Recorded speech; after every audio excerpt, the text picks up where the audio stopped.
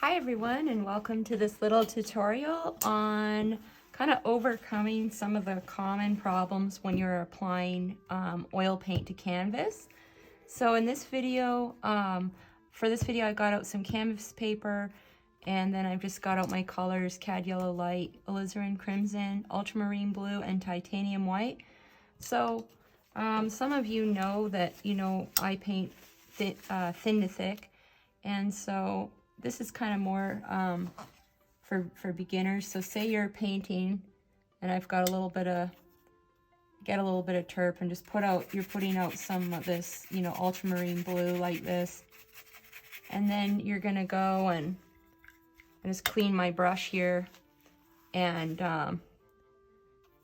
get some orange. So I'll mix some cad yellow light with some of this alizarin, and I'll mix up some of this paint and add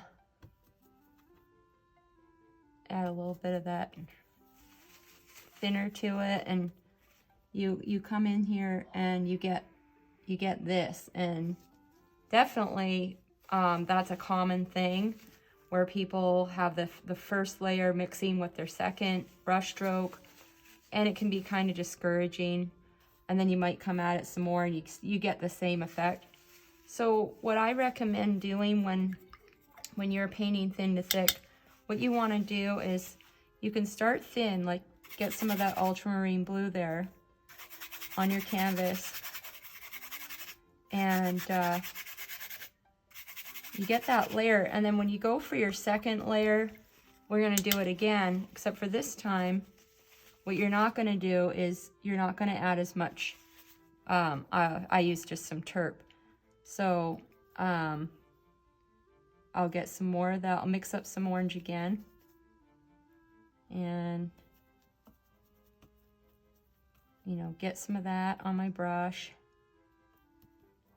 And this time what I'm going to do is I'll get some thick paint, and I haven't this time put any turp on my brush because that is what's gonna make it thin and slippery, and then you'll get the same thing. So this time we're gonna try it with no turp, and I'm gonna scoop up my paint because I didn't put out enough yellow here, but I'll scoop some of that up, and then I'm gonna apply that paint on top.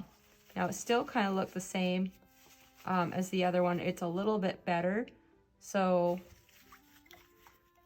what I gotta do is I'll get another layer of that ultramarine blue, and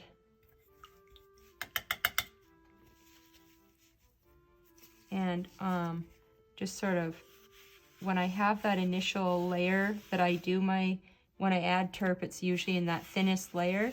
So what I tend to do is you can dab that, and then do your orange again, mix up some yellow and alizarin crimson. Just put out some more yellow. For some reason I go through a lot of yellow. And let's try it again. So this time I've wiped off some of that extra turp there, and so you see it gives you a much better effect. It still kind of pulls through a little bit there, but at least it's not like when you have all that turp underneath like that. So when you're using any mediums, you just got to be careful how much you apply. And so that's just something I would do. I tend to just wipe that first layer.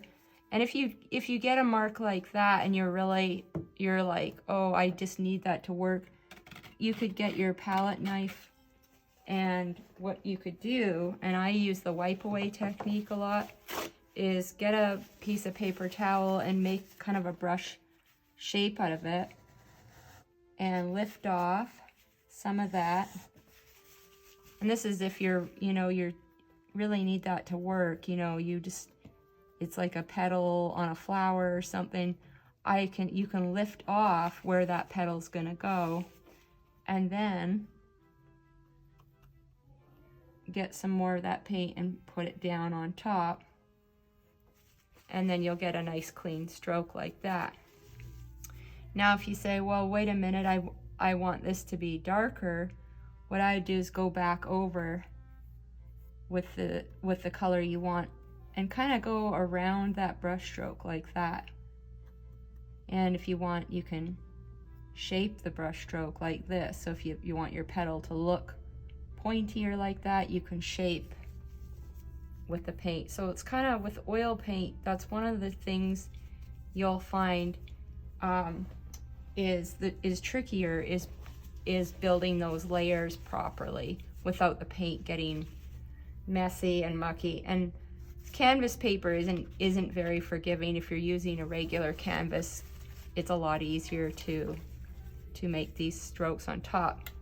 So another thing that you'll want to do is look at your brushes that you use. So if you put a layer, this is a silver Bristol on. It's a synthetic bristle, and I find it's good for working on canvas, but on a smooth gesso board surface, it can take the paint right off the surface, and you get, you know, that becomes a problem. So another thing is you can use this is a real even more bristly brush, and so you might find you need something a little stiffer to get, you know, more paint on your brush, and get thicker paint on your brush to get on top of a layer of oil like that. You kind of get used to it the more you paint.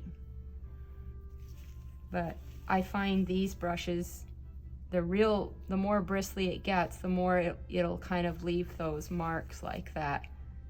So you kind of just want to practice with your different paint brushes. And if you go with a softer brush, like I've got one of these rosemary brushes that uses a real synthetic kind of, I guess it's like a synthetic, like an animal fur type brush. We could try that and see what it does. Sometimes you just need that, maybe that softer touch. So yeah, see, that works pretty good. So because it's a little softer, it kind of lays the paint more on top. So that one this is a rosemary, and it's an old brush, but it's one of their synthetic, I forget, mole fur brushes or something like that. And one last thing I'll talk about is, I know a lot of my students use a medium. So they'll use, I've got out some, this is just some linseed oil, and if you add a bit of that linseed oil to your paint, well, you're gonna get, you'll see. I don't use any mediums when I paint because I find it makes it even harder to layer the paint on.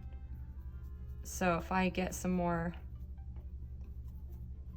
of this orange here and I try to put some paint with that linseed oil, I get pretty much that, and it's hard to watch when I see my students struggling away trying to make a painting and it looks like this, you know.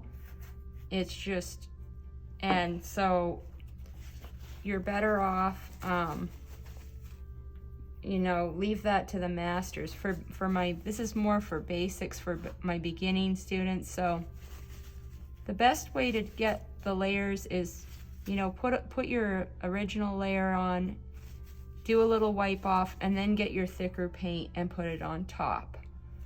So, and another thing you can do with a wash like this, I'll do one more. Just clean my brush a little. I don't mind the green color I'm making, but we'll do one more here. And if you start off with some ultramarine blue like this, and then you you know, you could get a little bit of violet by adding some alizarin in there. You can mix that into your, and if you get a little bit of white and you start mixing it, blending it, just blending it right in there, and then as you go it gets like a gradation. So you can start off with that bit of blue, and then you can add your white to get that sort of gradation. You could see that, you know, being useful in water or even in a sky. So that's sort of it for this lesson and tutorial. If you like watching my videos, don't forget to subscribe.